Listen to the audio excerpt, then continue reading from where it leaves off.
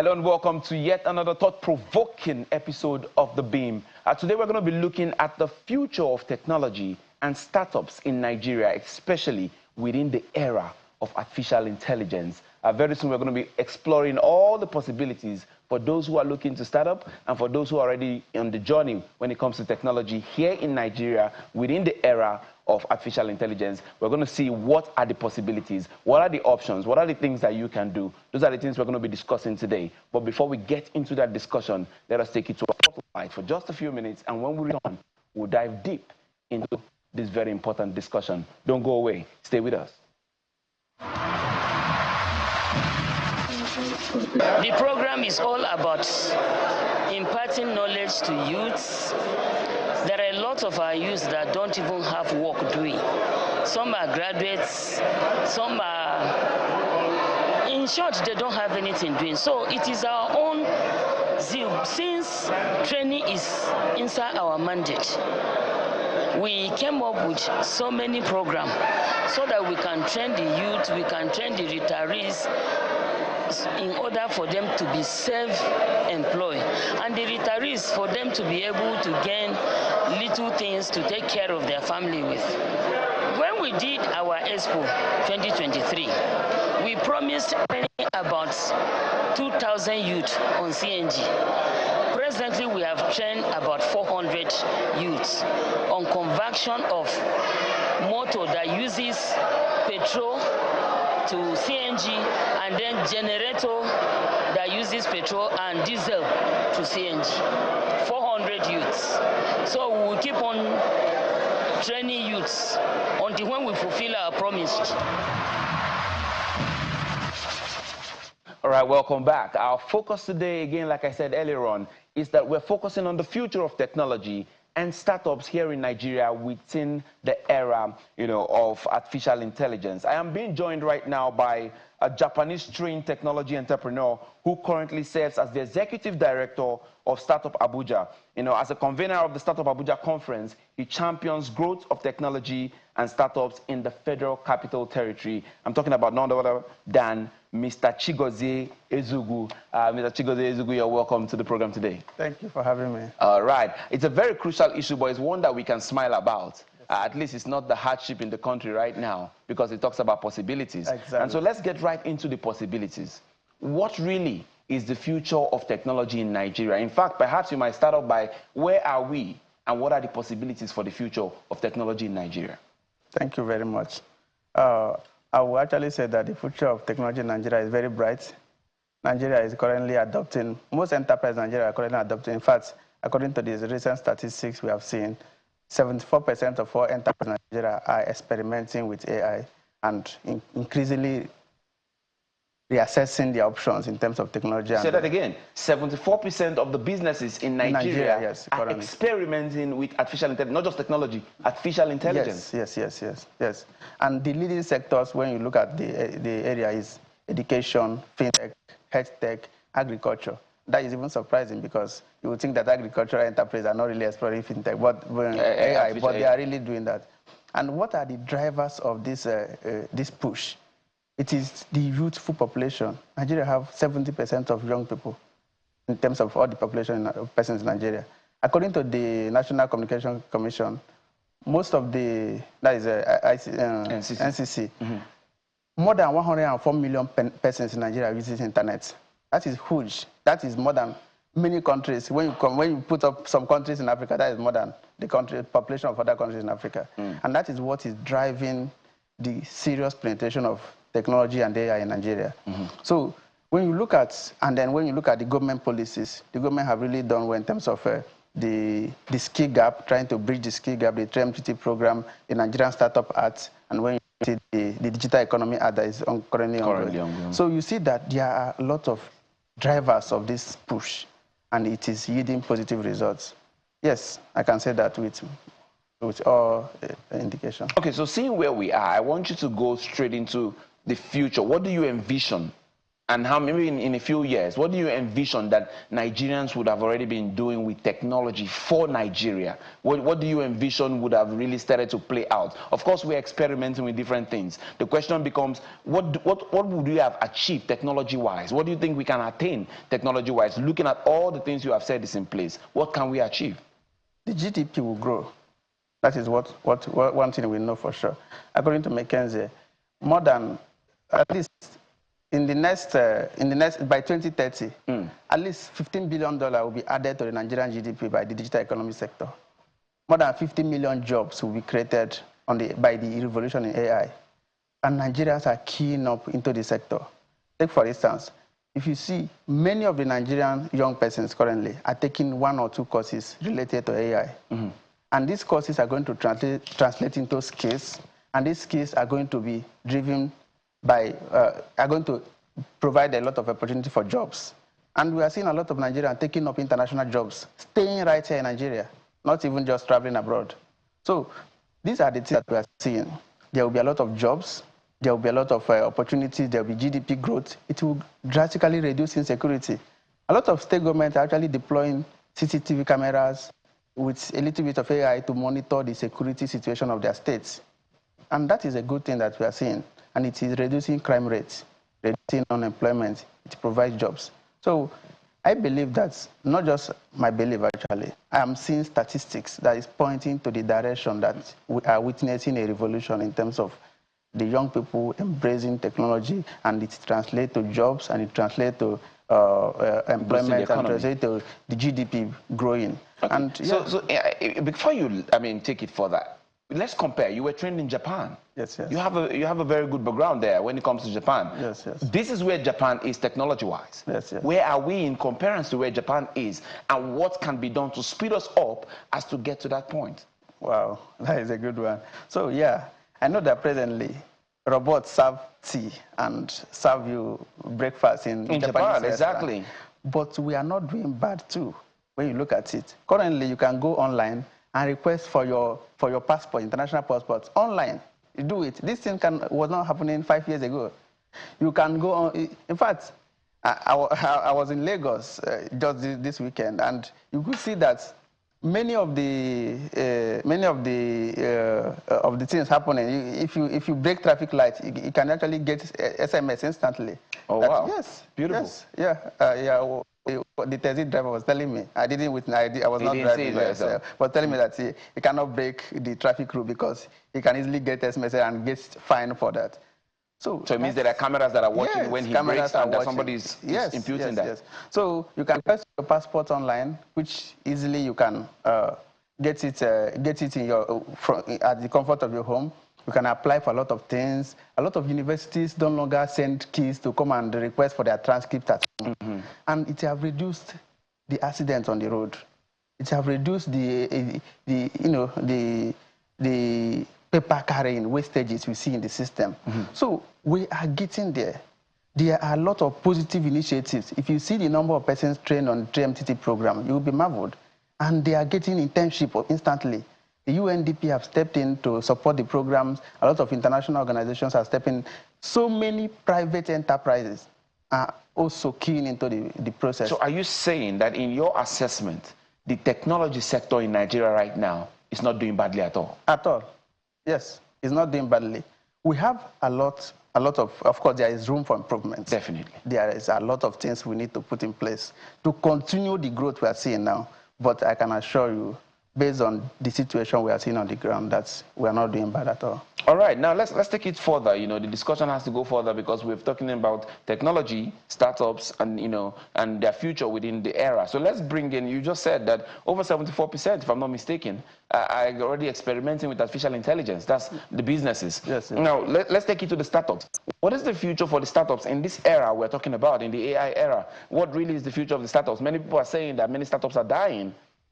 Could that be true, or could it be further from the truth? You are in that. In fact, that's your major core area, right? So tell us, in the startup business right now, what does it look like technology-wise and the application of the artificial intelligence? Yeah, actually, like startup die, but that is not the story we have. recently in Nigeria, we just witnessed one of the Nigerian startups joining the unicorn money points, which is a lot. In Africa, Nigeria control 5 of the 7 unicorns currently existing in Africa. Yeah, Nigeria is leading in terms of funding. When you look at the general statistics of funding, international funding, going into startups in Nigeria. So yes, just like every other businesses, when 100 businesses are started, a lot of them are going to die. But a lot of them also survive, and they continue to survive and grow. So why are startups in Nigeria currently doing well? When I say well, it's relatively well. It's because the skill gap have been reduced.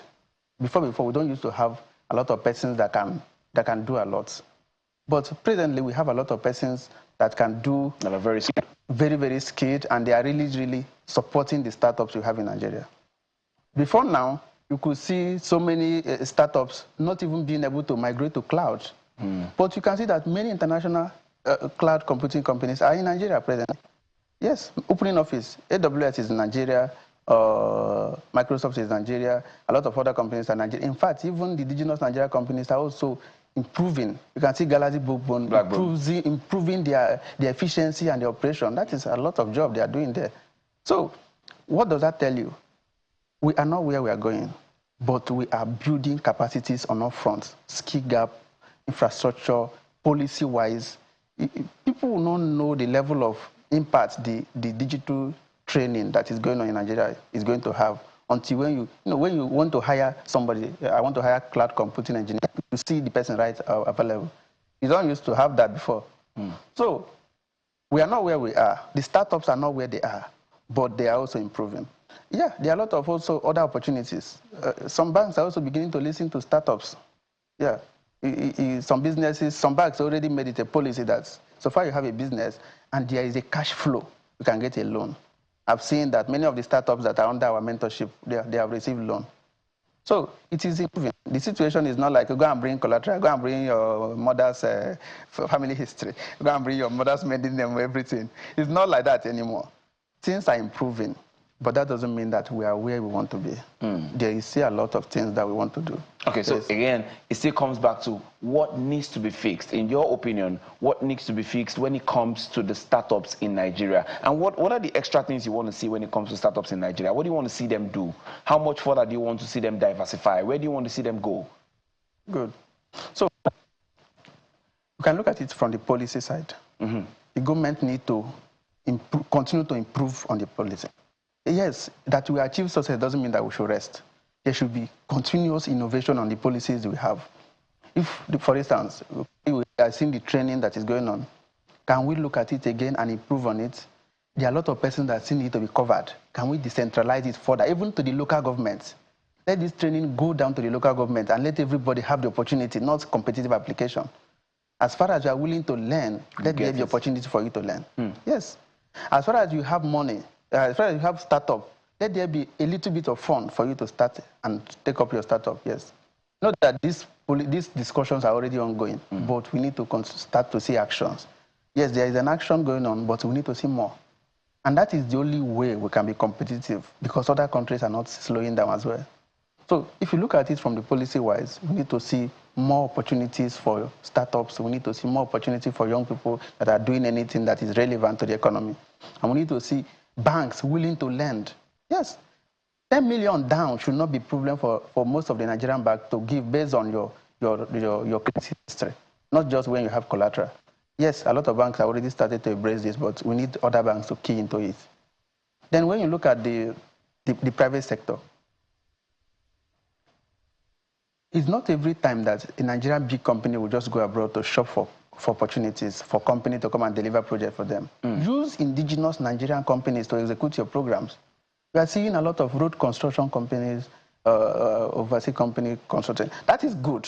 All right, welcome back. This is The Beam. If you're just joining us, we are here with Mr. Chigozie Ezugu. He's a well-trained technology entrepreneur who is speaking on the future of technology and startups when it comes to the era of artificial intelligence. Mr. Ezugu, you were on something about, we're speaking rather about the possibilities for startups. You were speaking about what needs to be done. I wanted to land on what needs to be done further. You were talking about banks giving loans. You were talking about hiring people who are local here. And then afterwards, I want you to go into what kind of startups do we need to start in right now? You know, looking at the needs of Nigerians. How do these startups, you know, spring up? And what kind of things you think people should get into? Go ahead. Yes, okay. Thank you very much.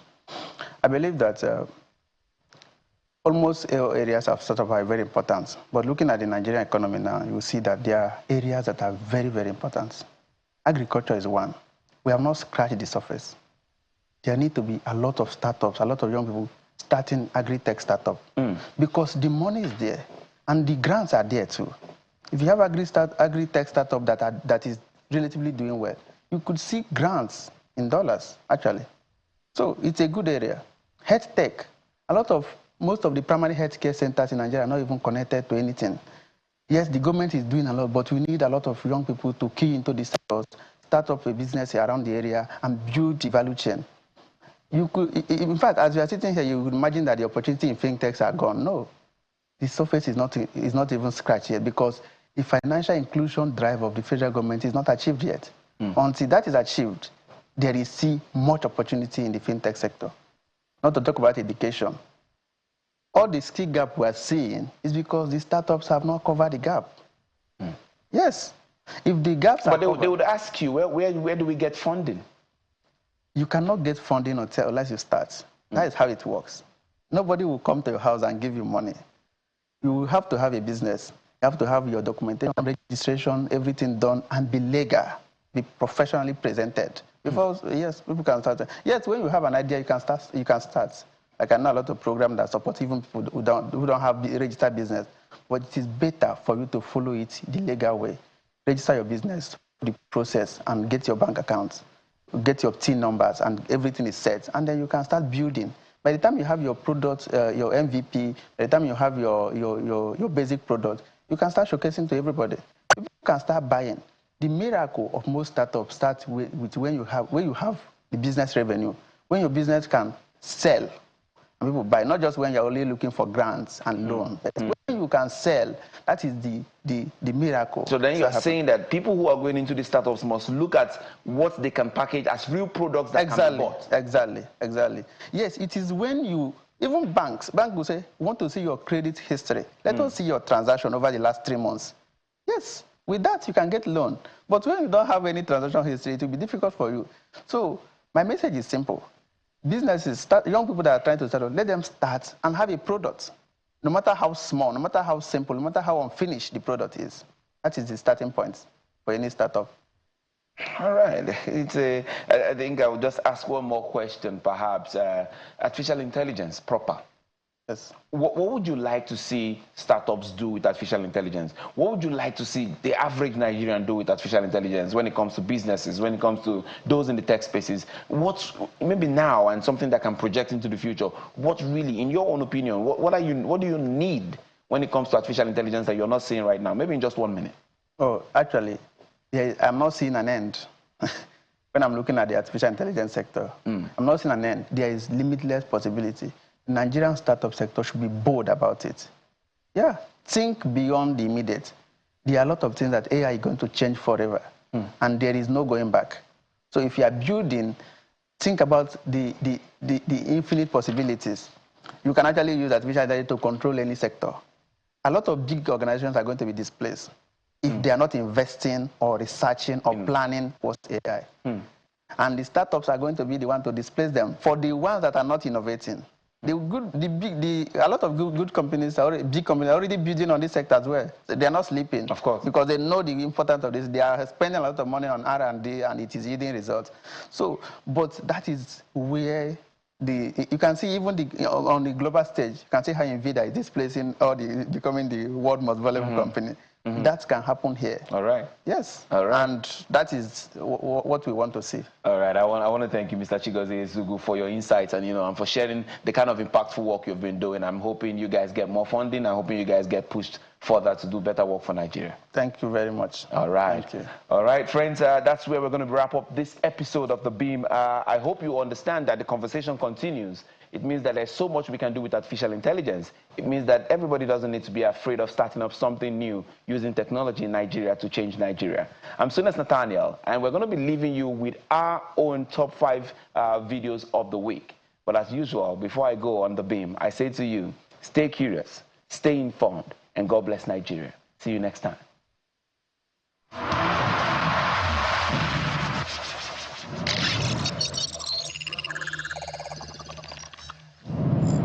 In 5th place, we have a media parley in which the Minister of the FCT, Nyesom Wike, addresses several issues, including some gifts given to judges across the nation, a gesture that has raised eyebrows in various quarters.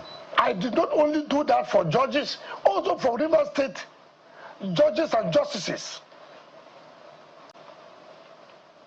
who are not serving in Rivers State, but also some at the federal government level, be it in the Supreme Court, be it the Court of Appeal, be it the Industrial Court, and Federal High Court.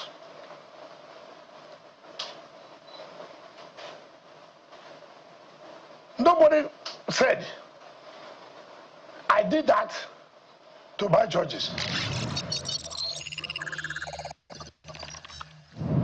Coming forth on our list is a discussion on politics today regarding the emergence of a new terror group in Nigeria. We liberated Liberia. We liberated Sierra Leone gallantly. Nigerian security agencies have excelled all over the world.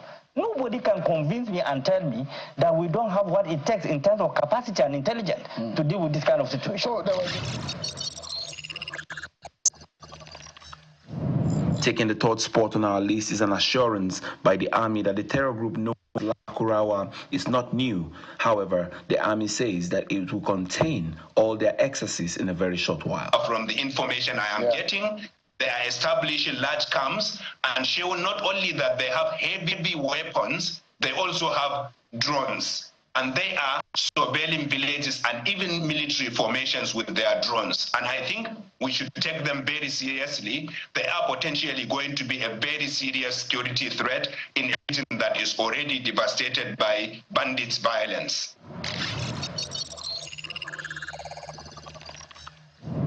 In second place, we see a one-on-one conversation with the senior advocate of Nigeria, Femi Falana, on Politics Today. A man goes to work, the children are in school, bulldozers are sent to their house, and the building is brought down. No, it's primitive.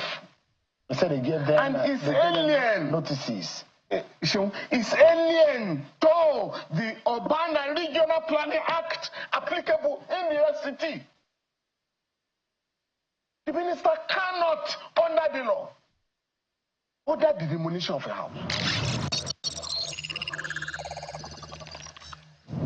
And clinching the top spot on our countdown this week is a video of President Bola Tinubu arriving in Saudi Arabia for a joint Arab-Islamic summit. That's it on our countdown today. Join us next week for more.